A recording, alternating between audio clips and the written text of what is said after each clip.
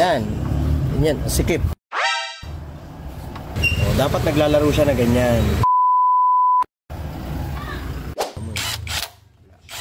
Tinutulak niya. So ngayon dyan, ito, kailangan naman ito mapabuka. Bubukay mo siya para malinis. Pag bumuka na yan, ang gagawin mo dyan, hihihain mo yan na 1,000. Tapos ikot mo siyang ganun, no? Dapat maingat para hindi magasgas.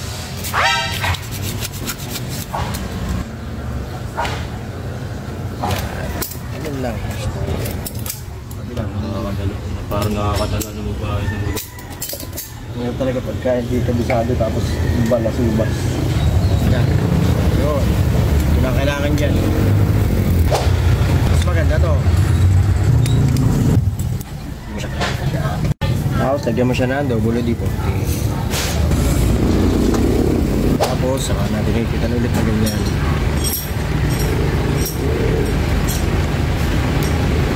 Minsan umaangat yan, lalagyan mo ng kalso yan. Halimbawa umaangat.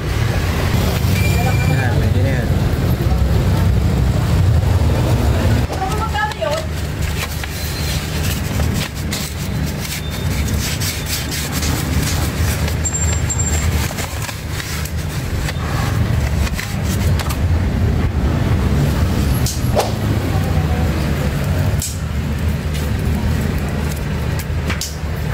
Pinaayos ko sa kanila, walang malas lang nilagay dyan.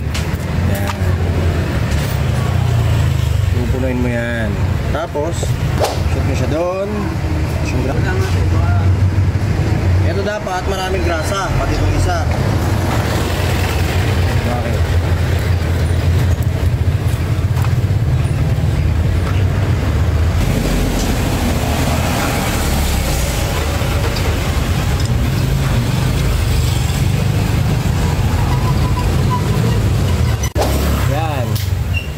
Dapat naglalaro siya na ganyan. Punasan para hindi masagwa. Tapos lagyan natin ng brake pad. Isa. Diba? Yung ulo na to. Ada mo to. Yan.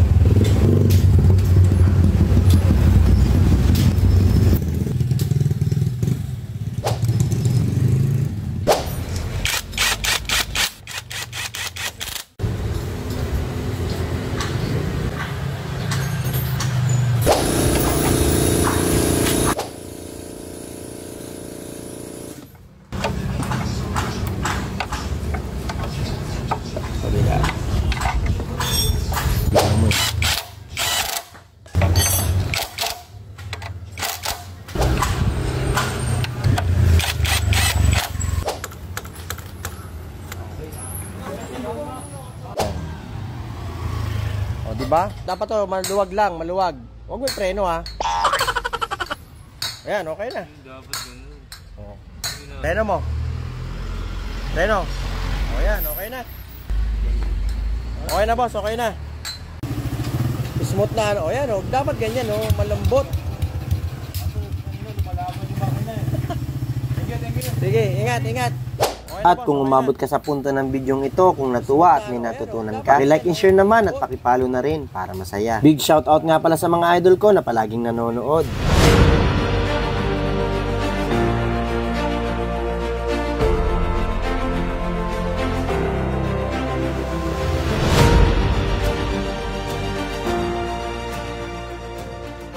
Hanggang sa muli. Bye-bye.